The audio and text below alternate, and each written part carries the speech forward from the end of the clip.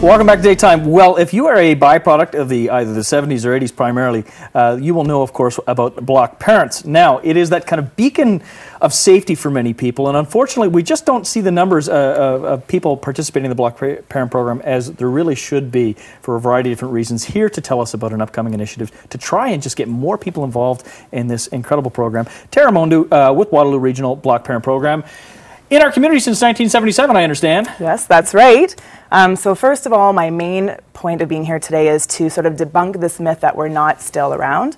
I speak quite a bit in the community and I go to community events and everyone's like, oh, block parent, really? You guys are still around? I heard that you guys closed your doors 2 years ago. And I say, the voice they use? Yeah, that's exactly the voice they use.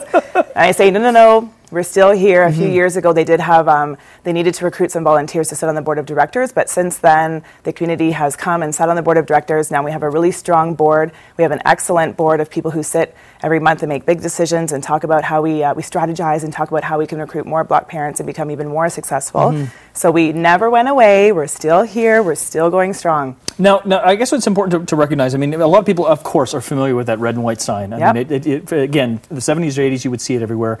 Maybe we should address the responsibilities of a block parent, because I think that's part of probably where some of the apprehension derives from. Yeah, right. And that's actually one of the myths that I wanted to sort of debunk today was, first of all, people say, well, I'm not home from 8 till 5, so how could I possibly be a block parent? And the first thing is that initially, I think block parents started out as servicing children, right, if they needed help. But really, it's not just for children, it's for everybody in your community. So if you have people who are caught in a hailstorm, or if you have seniors who are maybe lost, if you have even just a man who's locked his keys out of his car and he needs to call home but his cell phone's not working, anybody out in the community who needs assistance can call on a block parent. It's just a sign in your window that says, I'm here, I'm available, knock on my door, I'll call and I'll get assistance for you. So it's really the easiest easiest volunteering job you could ever do. It's free. You can do it from your couch. You don't have to commit any time. No one's ever going to call you and say, how many hours did you have your sign up for this month? You do it when you're available, when you want to. So you put the sign in the window when you are available. Is that how it works? Yes, when you're home and available. So if you're having a barbecue in your backyard and you don't feel like having anybody call on you or knock on your door, you just take your sign down. It's a good point, because you don't want someone like, boom, boom, hello, I'm in distress, boom, boom, boom, boom. No, you put it in the window in the times that, of course, are convenient to you. And also, too, it's important to clarify the responsibilities. When you mention about kind of, I guess, to paraphrase you poorly, to contact the appropriate parties, whether it be emergency, that sort of thing. You're not responsible to administer medication or... So the first thing block parents will say is, hey, I'm really interested. I want to help my community. I want to be a warm and welcoming person. I'm not really sure if I want people coming in my home, and that's okay. You can always talk to somebody through a window or a screen door. You do not have to let anyone in your house. You do not have to administer first aid.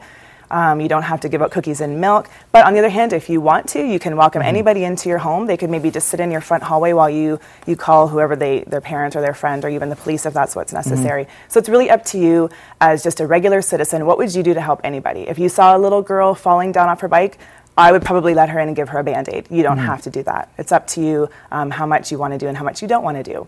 And again, the sign itself, because it is so clear, concise, if you are someone in a state of distress or need some sort of assistance, easy to visually kind of identify it quickly. But of course, that is only as available as people are available. Right. You need more. You said you had about 250 people right now. So right now in our database, we have 260 certified block parents. When I say certified, I mean they have had their police records checks. That's what we need. You need to get one every 2 years in order to participate in the program.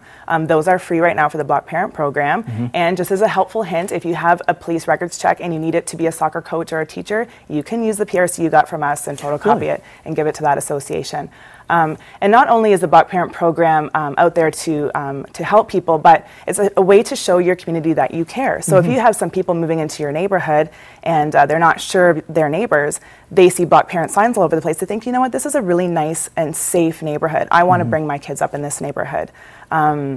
It's also a great crime deterrent. So if I'm at home and I have my block parent sign in the window, and I might have the guy down the street who's looking into all the cars thinking, I'm going to break into cars today, and he sees block parent signs in that community, he might think, you know what, I'm going to go somewhere else today. That's an important thing to recognize. And it's funny because I still have that kind of almost burned in my mind. I remember Mrs. Ward having that sign in her window and knowing, and it made you feel as though the community was really present and there. And I can understand how that would be a deterrent. Because if you do see the sign, you know that people are in business. You know, they're there to and what help, we're trying to find, we're trying to recruit block parents, obviously, and we get a lot of people saying I'm too busy. But I'll tell you right now, I became a block parent when I became a stay-at-home mom because I wanted to give back to the community. I wanted to volunteer, but I have little babies at home sleeping all afternoon. I can't go anywhere. I can't go to meetings. I'm not going to have a babysitter come in. So this was my way of volunteering for the community. So there's all kinds of stay-at-home moms out there that I know have just been in business and been working for all these years, and now they're at home and they're itching to, you know, help, but they can't leave the house. You guys, be a block parent. This is perfect. And we're talking about a lot of seniors today, and seniors are at home. They want to be involved, but maybe they're not as mobile as they wish, and they can't really get out to meetings or go to the community center. But if they want to give back to the community and be a part of their community, they can be a block parent. As long as you can get up and answer your door and make a telephone call, you can be a block parent. And this, as you said, I mean, it's free of charge. It's free of charge. We want to make sure that people obviously find the information they need to become part of the program. I'm going to throw it to you, let you take it away. Yep, so I just want to say too that the board of directors that I have are wonderful, and we also have some really great volunteers that help us. So we have this one girl, her name's Claudia, and she came up with a new brochure.